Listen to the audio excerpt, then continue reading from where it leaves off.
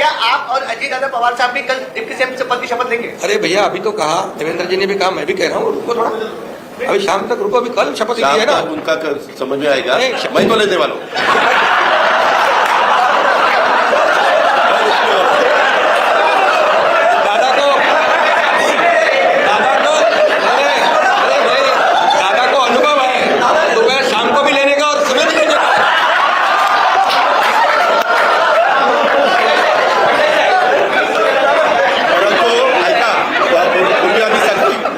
दोघांनी घेतली होती, तो हे राहून गेलेलो होता, आता पुढे 5 वर्ष आता ठेवणार.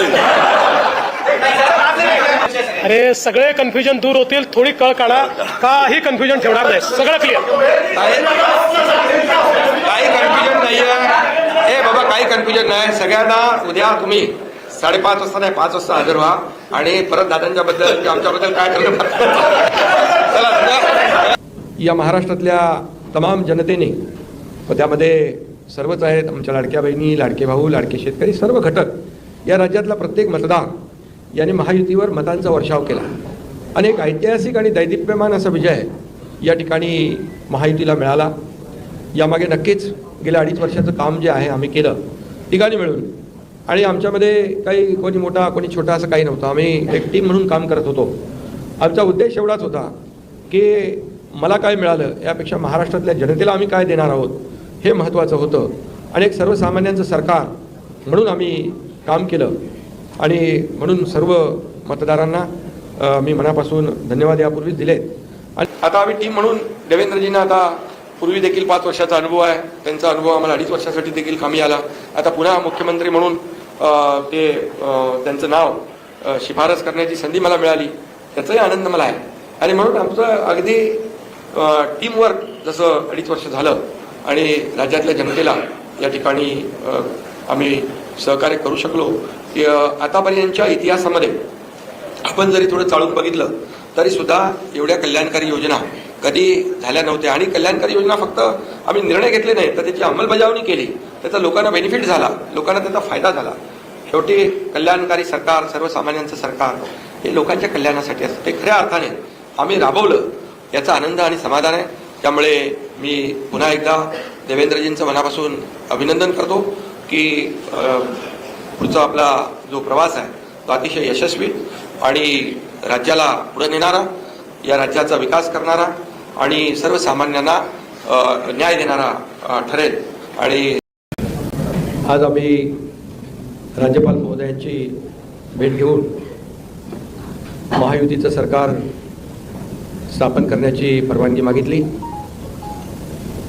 आणि राज्यपाल महोदयांनी परवानगी दिली. उद्या आझाद मैदानमध्ये संध्याकाळी 5:30 वाजता शपथविधी आहे. देवेंद्रजींनी देखील आपल्याला निमंत्रण दिलं आहे, आम्ही देखील आपल्या सगळ्यांना निमंत्रित करतोय. आणि मला आनंद आहे की 2.5 वर्षापूर्वी इथंच वाटतं ना, तिथेच देवेंद्रजींनी मी मुख्यमंत्री व्हावं म्हणून माझ्या नावाची शिफारस केली होती आणि आज देवेंद्रजी मुख्यमंत्री व्हावेत अशी शिफारस आणि पाठिंब्याचं पत्र शिवसेनेच्या वतीने आज आम्ही दिलं आहे. आणि यापूर्वीच तुमच्या पत्रकार परिषदेमध्ये शिवसेनेचा पाठिंबा आणि पूर्ण समर्थन भारतीय जनता पक्षाच्या उमेदवारांना देवेंद्रजींना आम्ही देऊन टाकला होता. आदरणीय प्रधानमंत्री मोदीजी आणि गृहमंत्री अमित शहासाहेब असतील आणि भारतीय जनता पक्षाचे अध्यक्ष नड्डाजी जो काही निर्णय घेतील त्याला पूर्ण समर्थन पाठिंबा शिवसेनेचा असेल अशा प्रकारची भूमिका मी यापूर्वीच घेतली. आणि कारण मगाशी दादा म्हणाले तसं तुम्ही बातम्या कुठून कुठे चालवता, कुठे नेता, काय ते त्याला तुम्हाला चर्चा नको, गावी गेलो तरी तुम्ही काय काय चालवत असता. त्यामुळे मी अगदी मनमोकळेपणाने माझी भूमिका स्पष्ट केली. अतिशय खेळीमेळीच्या वातावरणामध्ये हे सरकार स्थापन होत आहे, याचा आनंद आहे मला.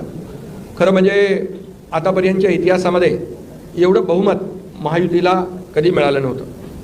आणि खरं म्हणजे राज्य चालवताना अनेक निर्णय आम्ही जे घेतले, जे विकास प्रकल्प आपल्या सगळ्यांना माहीत आहेत, मी त्याची एकदा डिटेलमध्ये बोलू इच्छित नाही, परंतु जे विकास कामं महाविकास आघाडीने थांबवली होती, जे प्रकल्प थांबवले होते, ज्या महाराष्ट्रातल्या जनतेसाठी आवश्यक होते, या महाराष्ट्राला 10-20 वर्ष मागे नेणारा निर्णय महाविकास आघाडीने घेतला.